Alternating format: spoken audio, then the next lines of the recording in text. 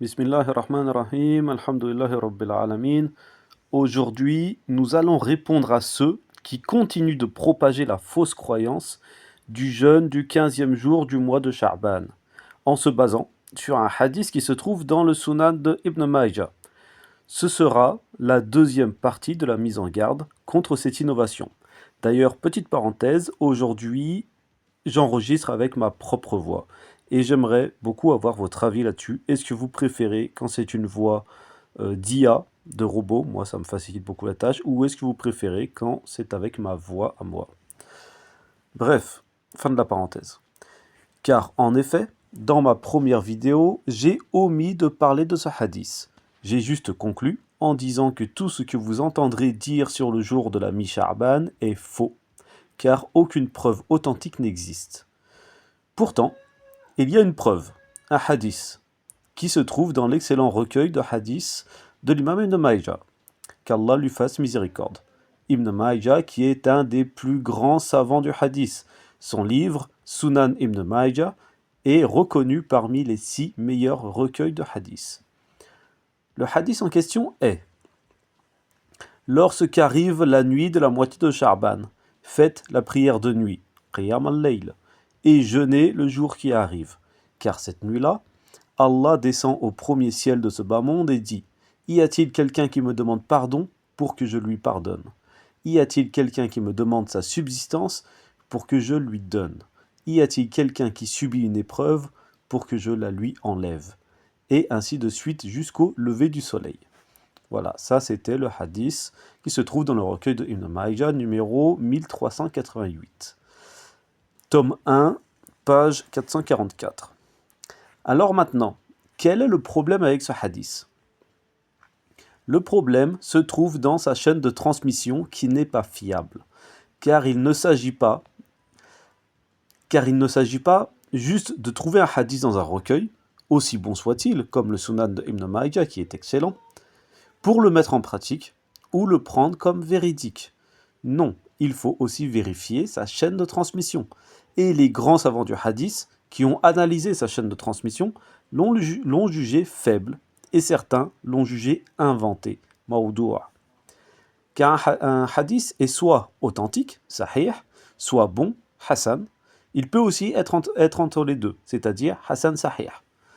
Soit faible, da'if.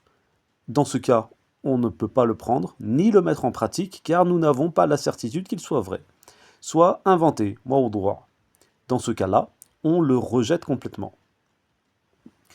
Dans le cas du hadith sur la mi-Sha'ban, c'est-à-dire prier la nuit du 14e jour, puis jeûner le 15e jour, l'imam Ahmed ibn Hanbal a rejeté ce hadith à cause de sa chaîne de transmission, qui comporte parmi les rapporteurs Ibn Yusra, qui est un rapporteur qui n'avait pas une bonne mémoire, car il oubliait les hadiths. Ceci est la conclusion de l'imam Ahmed ibn Hanbal, qui était un grand savant du hadith avant d'être un savant de la jurisprudence, je le rappelle. Ainsi que celle de son cher, donc son cher, un parmi ses chers du hadith, qui est Yahya ibn Mu'ayn, qui compte aussi parmi les grands savants du hadith et qui a enseigné à plusieurs grands savants, est du même avis.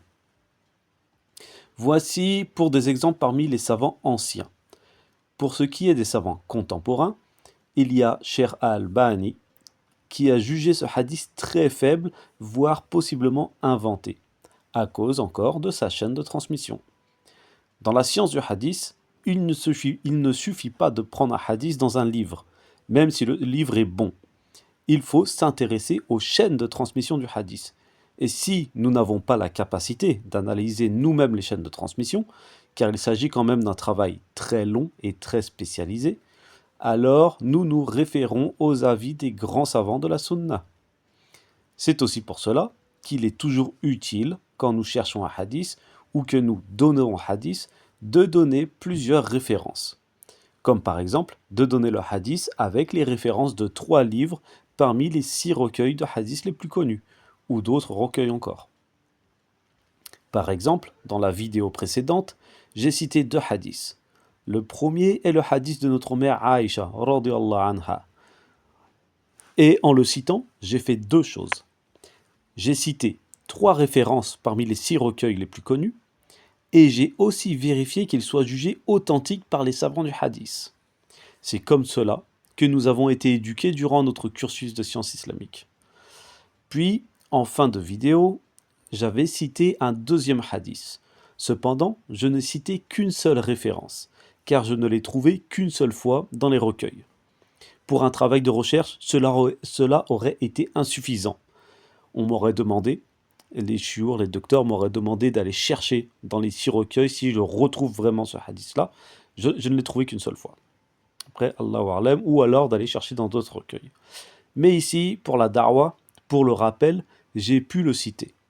Mais j'ai d'abord vérifié qu'il soit jugé authentique par les savants du hadith. Et c'était le cas. Et j'ai aussi vérifié que les savants, les grands savants de la sunna, utilisaient ce hadith, ce qui était aussi le cas. Le but de citer ce hadith était de nous encourager aux bonnes œuvres. Maintenant, pour revenir à ce hadith cité dans le Sunan de Ibn Majah, ça fait une référence. Il n'a qu'une référence, la référence dans Ibn Majah. Donc c'est une référence parmi les 6 recueils les plus connus. Mais il existe aussi dans le recueil Shu'abut al-Iman de l'imam al-Bayhaqi, qui est un grand savant du hadith. Ça fait donc 2 références. Mais les savants du hadith ont jugé ce hadith faible ou inventé. Et les savants du fiqh, comme Cheikh Ibn Baz, ont dit qu'il ne fallait pas mettre ce hadith en pratique, car le hadith est faible. Et mettre en pratique un hadith faible est une innovation, car cela revient à mettre en pratique une chose religieuse qui n'est pas issue d'une source authentique. Nous répétons donc ici que le jeûne spécifique du 15e jour du mois de Sha'ban, avec la croyance que ce jour contient une récompense spéciale, est une innovation. Si le hadith était authentique, nous serions les premiers à nous précipiter pour prier la nuit et jeûner ce jour, afin de ne surtout pas rater ce bienfait. Mais ce n'est pas le cas.